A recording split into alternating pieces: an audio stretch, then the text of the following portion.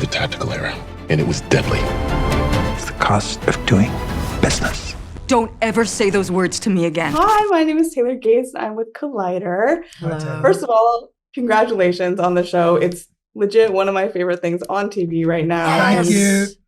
I love that it's so full of complex women as well, and there are even more complex dynamics with each other. And one of my favorite moments this season was definitely watching Grace analyze Kate in this almost Devil Wears Prada feeling scene. Can you talk about what it was like to shoot that? Amazing. I mean, her just dressing me down, going, yeah, I get it. I mean, I guess you think that's like cool and scrappy where you come from, but also you're representing millions of people, so maybe you should try a little harder. I think I also love when her going, I think the bedhead look you're going for is maybe a message better left unsent. It's so good.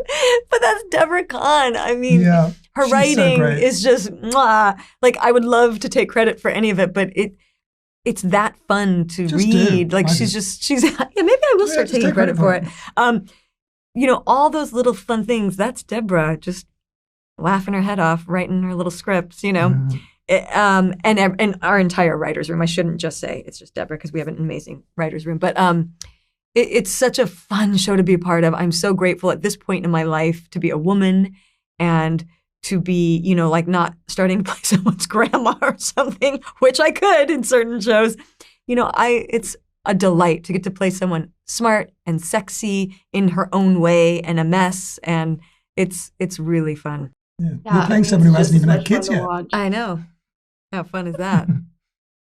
Yeah, I mean, your guys' dynamic is so juicy to watch. I feel like especially this season, because we have Hal still recovering both physically and emotionally, which gives it this very interesting and often beautiful texture, honestly. And Rufus, I'm curious what it was like to infuse Hal with this extra layer of sort of vulnerability this season. Well, I mean, actually, as far as I'm concerned, he's always had the vulnerability. It's just a level to which amount it comes to the forefront. It's definitely one of the things that operates upon him, this feeling of being independent but needing her, of like this I don't care but I care thing. That's something that for my own purposes is very much there through season 1, but now it's manifest in a way that you can't sidestep. And, that's very interesting for both of them. And it has a positive and negative effects. Like, it brings them back together and it makes other specters go into the shadows, but it doesn't banish them. They haven't been exercised. All of those things are still there and will creep back. But for a brief period, for many reasons, they are really back in together. One of which is the fact that she's been confronted with his possible loss. He now has a physical vulnerability, which is a bit of a predictor of where they will go if they stay together, of him being older than her and becoming infirm. And that's kind of disturbing for him in ways that he doesn't like. He doesn't like the fact that it disturbs him. You know what I mean? You can have feelings that make you ashamed you're having them and battle them. It doesn't mean you're a particular type of guy, but they're still there. And they have to be together because they can't trust other people.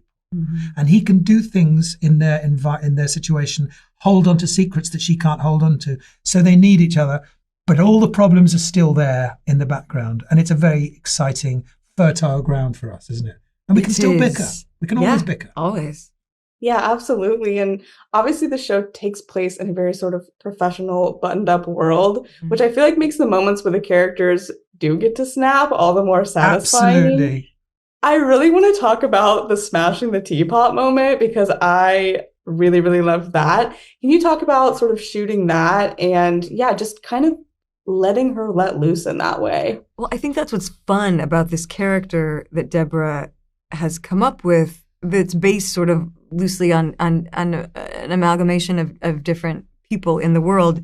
But I think it's really taking this person who is authentic and is not as polished. And because she's not of the higher end of the political world, she's used to kind of speaking her mind more.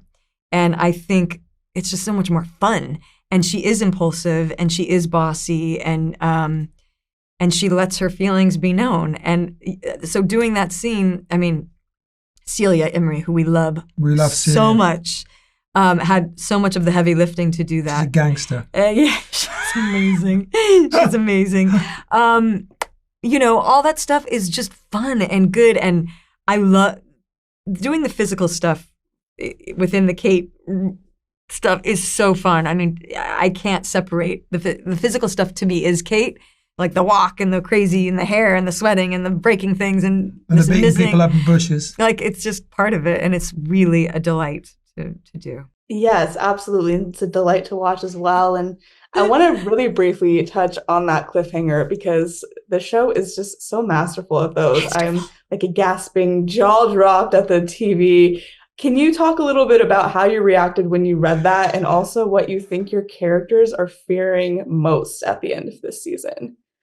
Well, I mean, one of the things is it's a very shocking, jaw-dropping moment to see. And one of the things that they did in the read-throughs, because it's not like we got all the scripts at the same time. They're writing them. When we're filming 1 and 2, they're working on the later ones. So there's a couple of big moments that happen in the season. But the final one, we'd read shortly before the read-through, but the scripts that everyone else got were redacted. Much like the titles, the black thing, over the writing.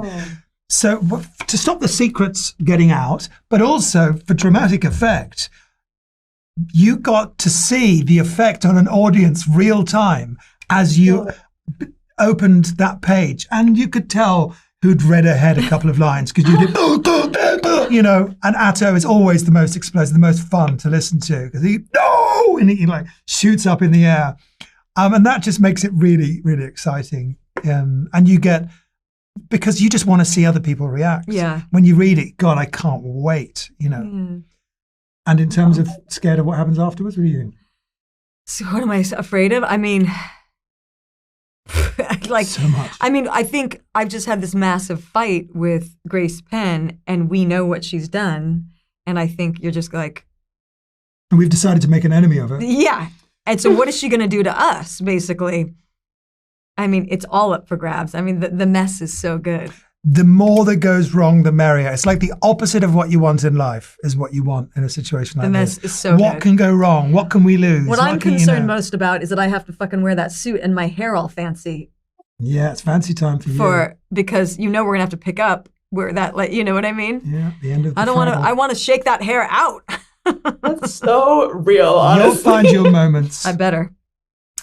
Well, thank you guys so much. It was such a delight getting to talk to you. Thank you. I cannot wait for everyone to get to see this Thank you season. very Lovely. much. Thank you very much.